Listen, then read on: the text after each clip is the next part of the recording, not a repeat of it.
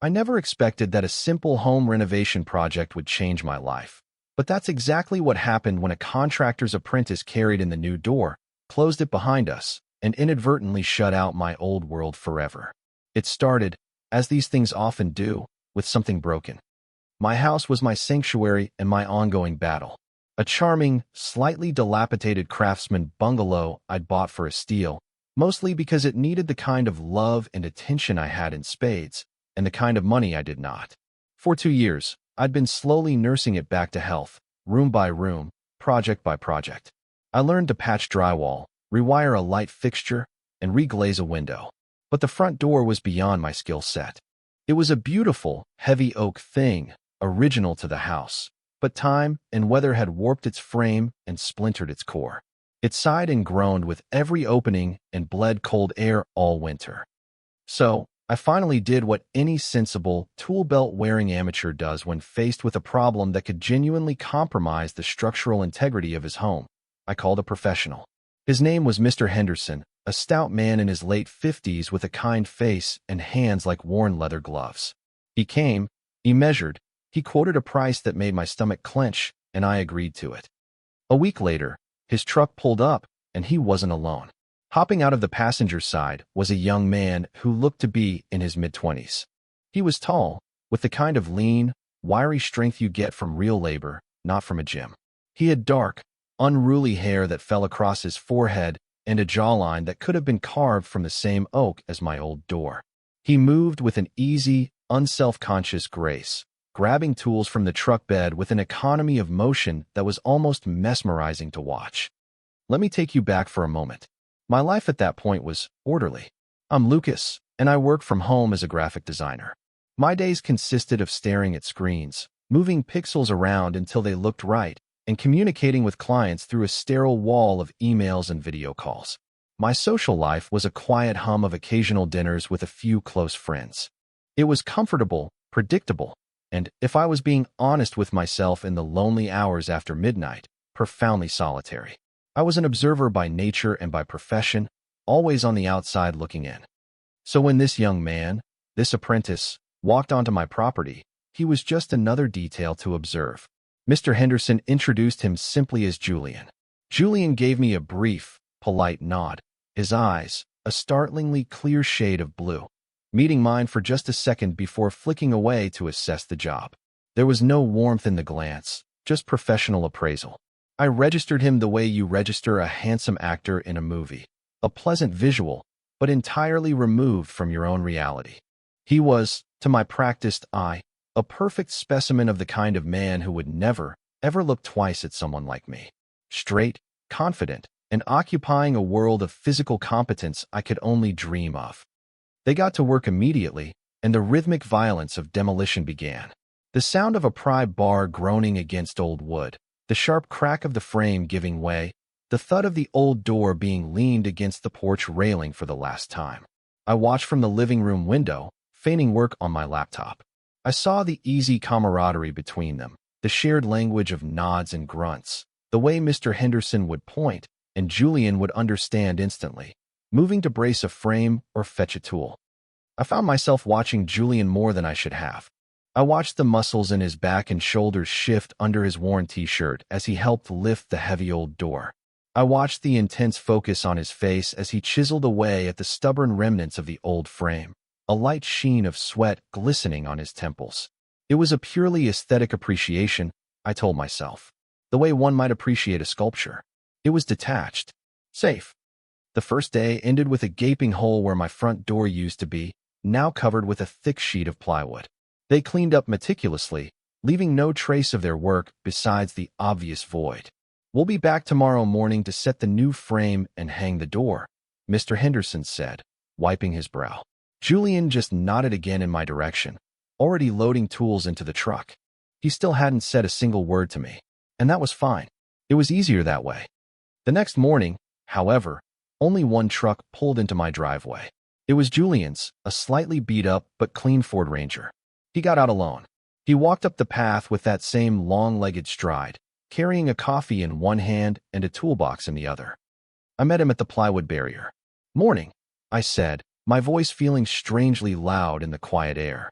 Just you today. He finally spoke, and his voice was lower than I'd expected, with a slight, pleasant rasp. Yeah, Mr. Henderson's wife called him this morning. Family emergency out of state. He sends his apologies, but he asked if I could finish up. It's just setting the frame and hanging the door. I can handle it. He looked at me directly then, a hint of a question in his eyes, as if seeking my permission, my trust. It was the first time he'd really looked at me, and it felt significant. Oh, of course, I stammered, feeling flustered. I hope everything's okay with his family. I think so, he said, already turning his attention to the doorway. Just one of those things, and with that, the barrier between us, the presence of his boss, was gone. It was just him and me. And the work. This was the moment everything shifted. A simple family emergency hundreds of miles away had just locked the two of us together for the day. He pried off the plywood, and the morning light streamed into my hallway, bringing with it the scent of cut grass and damp earth. For a few hours, we fell into a strange, silent rhythm. He worked, and I tried to, but my focus was shot. The sounds from the hallway, the precise rasp of a sander, the confident tap of a hammer, the low murmur of him cursing under his breath when a measurement was slightly off, were a constant, magnetic distraction. Around noon, I couldn't stand my feigned productivity any longer. I walked into the kitchen to make myself a sandwich and called out, "Hey, Julian, can I get you something? Lunch. A drink." He appeared in the kitchen doorway, wiping sawdust from his hands onto his jeans. He looked hesitant, as if the concept of a break was foreign to him. I brought a sandwich, but a glass of water would be great." "Thanks." I filled a glass and handed it to him. Our fingers brushed for a fraction of a second. It was nothing, a totally normal, incidental contact. But a tiny jolt, like static electricity, shot up my arm. I pulled my hand back faster than I should have. I was sure he hadn't noticed, but when I glanced up, he was looking at me with a curious expression, his blue eyes unreadable. He leaned against the counter to drink the water, giving me a chance to actually see him up close, not as a laborer from a distance, but as a person. There was a small, faded scar that cut through his left eyebrow. He had a light spray of freckles across his nose that you couldn't see from far away. He seemed younger, somehow, and less intimidating. "How long have you been doing this work?" I asked, trying to fill the silence. He shrugged, finishing the water in 2 long swallows. "Since I was a kid, really. My dad was a carpenter, but apprenticing with Mr. Henderson a couple of years now. He's teaching me the business side of things." He set the glass down. "Thanks for the water." He was about to turn and leave, to go back to the safe world of his work, but I found myself wanting to keep him there, just for a minute longer. "You're really good at it," I said, and the words were true. I'd been watching his hands. They were steady and sure, moving with an innate understanding of wood and tools and angles. "You're very precise." A faint blush crept up his neck. He seemed genuinely surprised by the compliment. "Thanks. I like making things fit right. It's satisfying, you know." And then, he did something unexpected. He gestured with his head toward my living room. "You a photographer?" I followed his gaze to the wall where several of my framed photos hung. Abstract shots of urban decay, rusted bridges, peeling paint. "Oh no, it's just a hobby. I'm a graphic designer." "Huh," he said, a real spark of interest in his eyes now. "So you, like, design logos and websites and stuff?" "Something like that," I said, a little self-consciously. It always felt so abstract, so flimsy, compared to building something real and solid with your hands. He nodded slowly, processing this. "Cool." And then he went back to work. But the air had changed. We had exchanged a small piece of ourselves, moved from client and contractor to 2 guys sharing a space. The silence that followed felt less empty, more comfortable. Later in the afternoon, while he was taking a break, sitting on my front steps, I saw him pull a small, worn sketchbook and a pencil from his lunchbox. I tried not to stare, but I was intrigued. From my vantage point in the living room, I couldn't see what he was drawing, only the focused intensity on his face, the same intensity he applied to his work.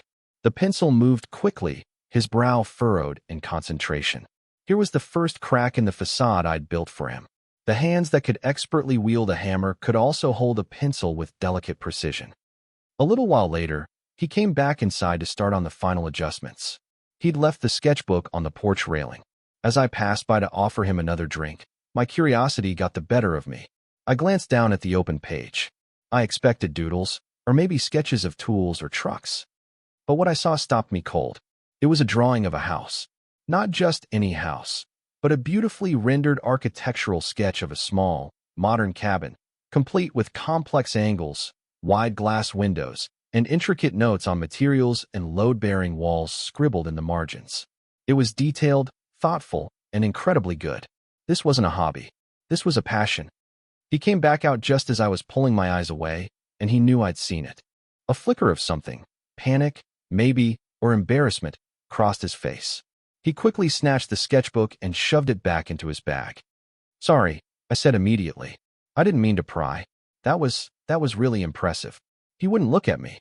He just shrugged, his cheeks coloring again. "It's nothing. Just messing around." "No, it's not nothing," I insisted, emboldened by the discovery. "That's a real design. Are you studying architecture?" He finally met my gaze, his eyes full of a vulnerability that hadn't been there before. "I want to," he said, his voice quiet. "Taking some classes at the community college at night. It's slow going. This," he said, gesturing vaguely at my half-finished doorway, "pays the bills." That was it. That was the moment he stopped being the handsome, unattainable contractor and became Julian.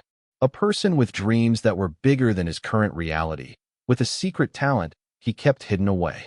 The connection I felt wasn't just physical attraction anymore. It was something deeper, a sense of recognition. I understood what it felt like to have a hidden part of yourself, a passion that felt too fragile to share with the world.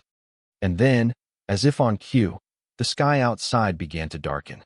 The wind picked up, rattling the leaves on the big maple tree in my front yard. A low rumble of thunder echoed in the distance. We both looked outside, then at each other.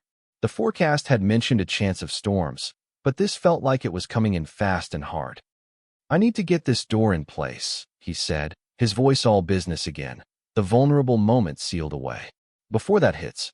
He worked with a new urgency, and I found myself acting as his impromptu assistant, holding the level, passing him shims, my own anxiety rising with the wind. The first fat drops of rain began to splatter against the driveway, just as he and I swung the heavy new door into its frame. It was a perfect fit. He let out a breath of relief. "Okay, just need to get the first hinges set, and it'll be secure," he said, his voice raised slightly over the growing roar of the wind. And then we heard it, a sound like a gunshot, followed by the horrifying tinkle of shattering glass from the back of the house. We both froze. My heart leaped into my throat. "What was that?" he yelled over a sudden gust of wind that howled through the open doorway. "I don't know," I said, already moving. "The study, I think." We ran through the house to the small room at the back that I used as an office. A thick branch from the old oak tree in the backyard had snapped in the wind and smashed clean through the window. Rain and wind were now pouring into the room, whipping papers off my desk and soaking the carpet. Glass was everywhere. For a second, I just stood there, paralyzed by the sudden violation, the sheer destructive chaos of it. But Julian didn't hesitate. He was already assessing the situation, his contractor brain taking over. "Okay, stay back from the glass," he commanded, his voice calm and authoritative. "Got any thick blankets? Tarps? A staple gun?" The next 10 minutes were a blur of controlled panic. We found an old moving blanket in a closet. Julian, without a moment's hesitation, started carefully pulling the larger, jagged shards of glass from the window frame and dropping them into a cardboard box. I rushed to help, grabbing a piece that was embedded in the sash. "Careful," he yelled, but it was too late. The glass was sharper than I realized. It slid against my palm, and I hissed, pulling my hand back. A dark line of red welled up instantly, startlingly bright against my skin. It wasn't a terrible cut, but it was deep enough to bleed freely, dripping onto the floor. "Damn it," I muttered, more annoyed at my clumsiness than the pain. Julian stopped what he was doing immediately. He took one look at my hand, and his entire demeanor shifted. The focused contractor vanished, replaced by someone else, someone concerned and gentle. "Here, let me see," he said, his voice dropping. He took my hand in his. His own hands were calloused and covered in sawdust, but his touch was surprisingly soft. He turned my palm over, examining the cut with a focused intensity. I was suddenly acutely aware of everything. The rain lashing against the house, the wind howling outside, and the warmth of his fingers against mine. My heart was pounding for a reason that had nothing to do with the broken window. "It's not too bad," he said, his eyes still on my hand. "But we need to clean it and put some pressure on it. Where's your first aid kit?" Bathroom. Under the sink," I managed to say, my voice sounding thin. He led me to the small bathroom off the hall, never letting go of my hand. He sat me down on the edge of the tub and rummaged under the sink, emerging with my dusty, disorganized first aid kit. The storm raged outside, creating a strange, insulated bubble of quiet intimacy in the small, tiled room.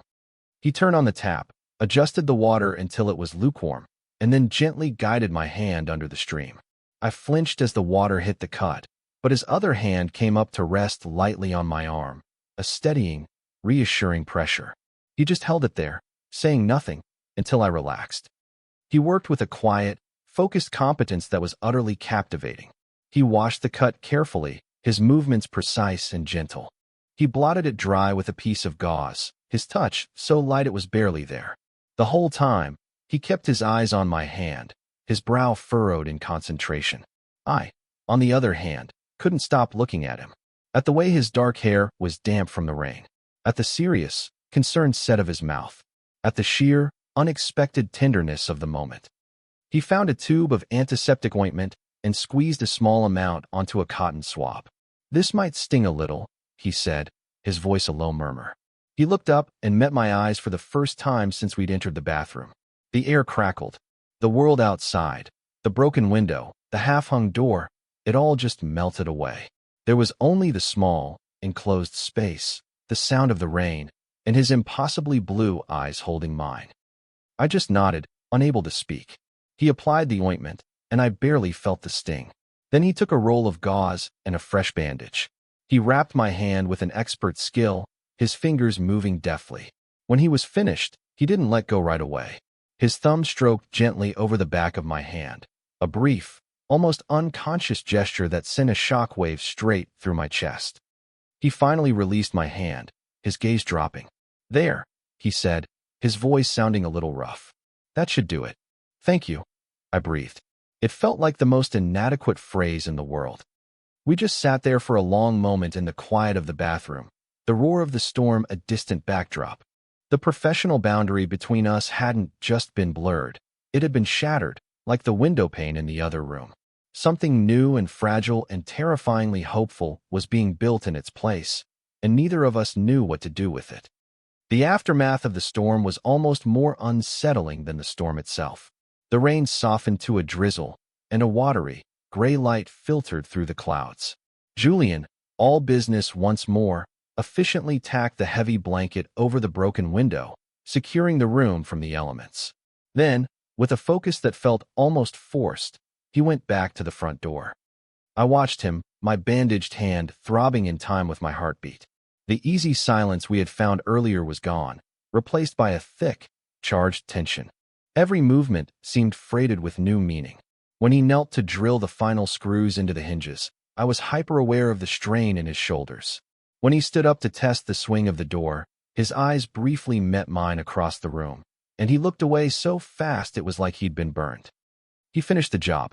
The new door was hung, the hardware was installed, and the lock clicked into place with a satisfying thud. It looked beautiful, solid and secure. He packed up his tools methodically, cleaning every last speck of sawdust from my floor. He was avoiding me, I realized. He was creating distance, rebuilding the wall that had crumbled in the bathroom. My mind was a chaotic whirlwind of analysis. I replayed the moment he cleaned my cut over and over again. The gentleness of his touch, the look in his eyes, the way his thumb had brushed against my skin. Was I inventing it all? Was it just a simple act of human kindness from a good person? Or was it something more? Hope is a dangerous, addictive thing, and I was overdosing on it. The fear of misreading the entire situation was just as potent, a cold dread that coiled in my stomach. When he was finally ready to leave, he stood in the newly installed doorway, his tool bag in his hand. The drizzle had stopped, and the air smelled clean and rain-washed. "Well, that's it," he said, not quite looking at me. "The door is all set. I'll let Mr. Henderson know about the window. He'll probably have a guy he recommends for the glass replacement." "Okay," I said, my voice small. Thank you, Julian. For everything. The door, the window, my hand. No problem, he said quickly. It's my job. He emphasized the word job, and it felt like a deliberate clarification. A boundary being drawn in permanent ink. My heart sank. I'd imagined it all. Of course I had. He was just being nice. He stepped out onto the porch, turning to go. I had a fleeting, desperate urge to say something, to ask him to stay, to bridge the strange chasm that had opened between us. But what could I possibly say? My courage failed me. I just stood there, my hand wrapped in the bandage he'd applied. I'll have Mr. Henderson send you the final invoice, he said over his shoulder as he walked down the path. And then he was gone, his truck rumbling to life and disappearing down the street. I closed my new front door. The silence in the house was absolute.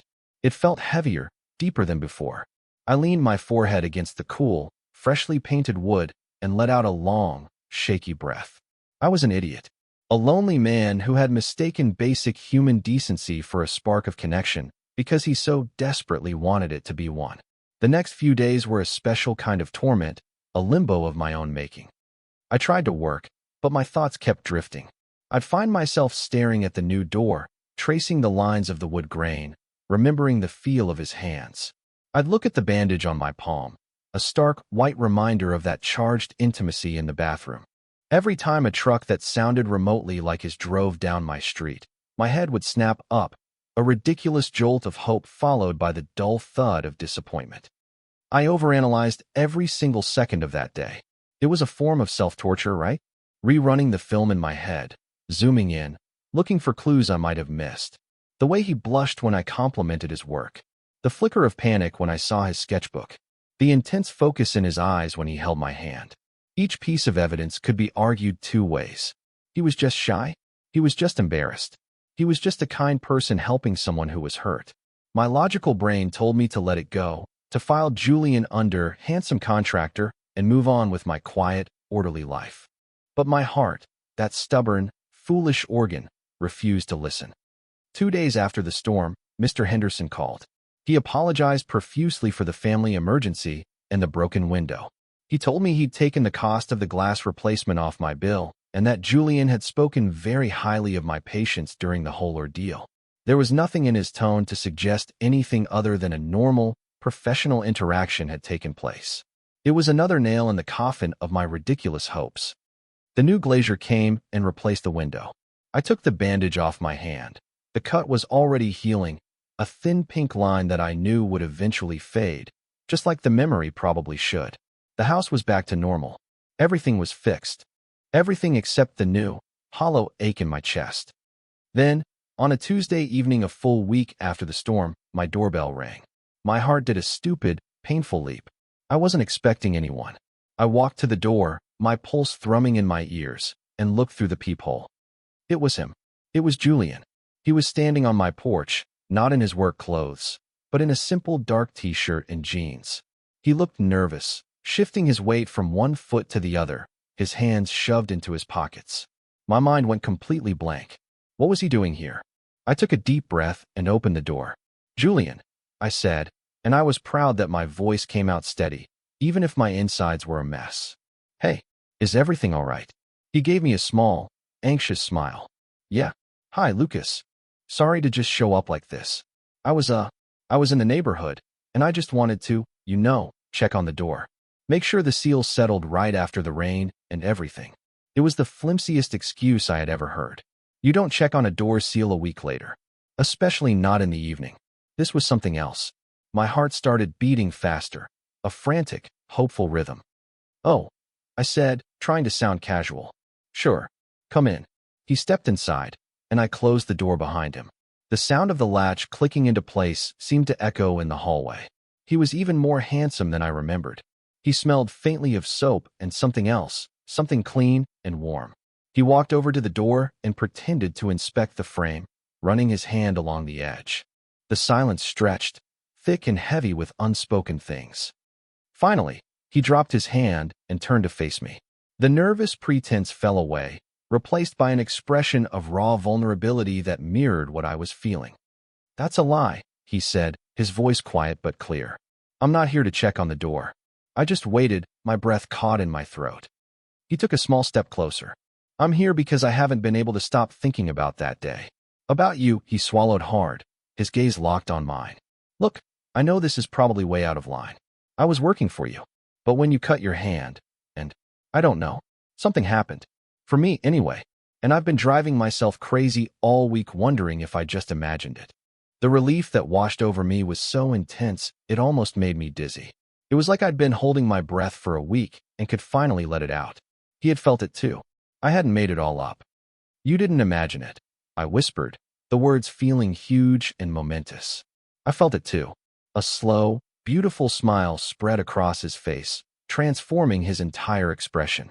The anxiety melted away, replaced by a dazzling warmth. Good, he breathed. That's really good.